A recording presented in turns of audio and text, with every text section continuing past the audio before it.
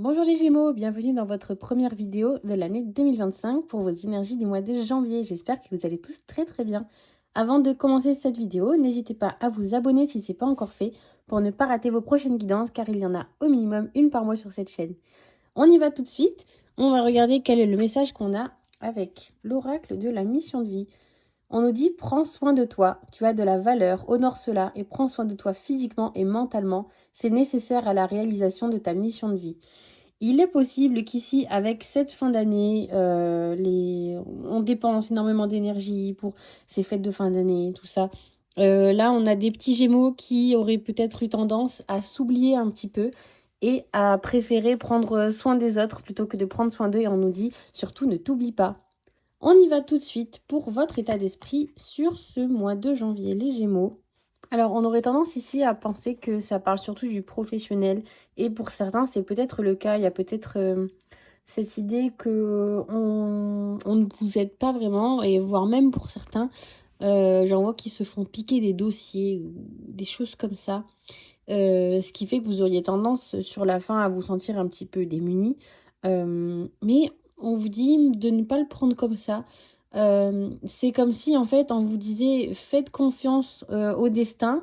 Il est en train de faire le tri à votre place pour que vous obteniez au final ce qui est vraiment bon pour vous. Et pour ceux qui, comme je le pense un petit peu, pour qui c'est pas forcément que du professionnel, ça peut concerner la vie perso, un petit peu le quotidien, ou de la même manière, on aurait l'impression de se faire prendre un petit peu toute son énergie, dans le sens où voilà, on se sent pas aidé. Mais on nous dit au final, c'est un petit peu un mal pour un bien, cette histoire, comme si le fait d'avoir moins d'énergie, ça vous obligeait d'une certaine manière à vous focaliser sur le plus important. Et en l'occurrence, on l'a vu avec la carte d'avant, c'était vous le plus important. Au niveau du blocage, justement, en fait, on est un petit peu dans le même état d'esprit. On nous dit justement que vous ne donnez pas la priorité à ce qu'il y a à l'intérieur de vous, à justement, pour le coup, ces choses sur lesquelles vous ne communiquez pas vraiment. Pour moi, on est toujours un petit peu dans cette même idée de faire passer les autres avant soi. Ici, on insiste encore un peu ici en nous disant que du coup, ce qui pourrait vous faire plaisir, ça passe à la trappe. Alors, au niveau du conseil, bon oui, forcément, sans aucune surprise, on nous parle de faire une pause et justement de laisser derrière soi des mauvaises habitudes, des réflexes, des automatismes. On nous parle beaucoup des autres ici, justement, on nous parle d'émotions et du fait d'avoir beaucoup donné. Et là, on est sur quelqu'un de fatigué, en fait. Donc, sans aucune surprise, on nous dit, voilà, prends du temps pour toi, repose-toi dans la mesure du possible. Dès que tu en as l'occasion, essaie de trouver des créneaux, des moments pour justement ne penser qu'à toi et à personne d'autre. Au niveau de la famille, on déploie énormément d'énergie ici au niveau de la famille.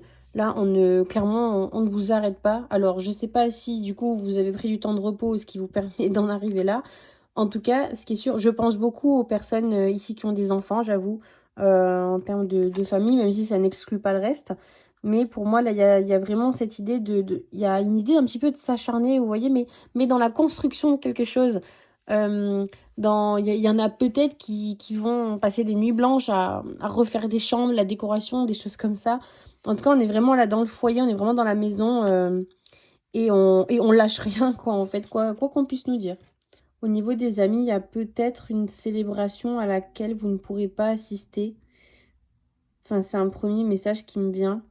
Quelque chose, un événement auquel vous étiez convié et voilà, où au final vous ne pourrez pas être présent. Pour certaines autres personnes, dans un cas un petit peu plus particulier, j'en vois certains d'entre vous, en fait, qui ne voient pas d'un bon œil une célébration, justement, d'amis à eux. Il y en a certains pour qui je vois de la jalousie, en fait. Peut-être que vous avez peur qu'on vous prenne votre ami, votre meilleur ami, je ne sais pas, mais si vous êtes vraiment amis, je suis sûre que ça ne s'arrêtera pas ici. Au niveau du partenaire amoureux, s'il y en a un... Alors, pour moi, on est dans la... Au niveau du partenaire amoureux, on est vraiment au niveau des gens en couple ici. Là, pour moi, il y a un désaccord sur la manière de gérer l'argent. sur la manière d'investir ou non, sur tout simplement les choix, en fait, les choix à faire. Pour moi, là, il y a des économies, en fait. C'est un choix par rapport à des économies qui ont été amassées depuis un petit moment, où justement, voilà, on n'est pas forcément d'accord sur la manière de s'en servir. Au niveau professionnel, il y a cette idée de vouloir travailler de chez soi pour pouvoir au mieux gérer justement donc sa vie pro, mais aussi la vie à la maison. Il y a cette volonté-là de vouloir être un petit peu sur tous les fronts en même temps et de ne pas s'éloigner trop du domicile pour pouvoir tout gérer à la fois, en fait, tout simplement. Au niveau financier, décidément, il y a vraiment...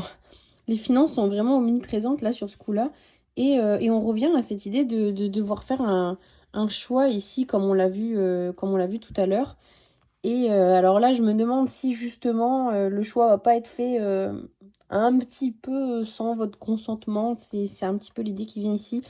Donc si on vous dit ça maintenant, peut-être qu'il serait de bon ton justement d'essayer d'ouvrir vraiment le dialogue pour essayer de se mettre d'accord. On va voir ce qui vient à vous. Il y a cette idée ici de ne pas réussir à prendre le temps de faire le point sur tout ce qui s'est passé. De faire le point un petit peu sur toutes les décisions justement qui ont été prises, qui ont été positives, négatives, et de continuer en fait à dépenser un petit peu beaucoup d'énergie à tort et à travers.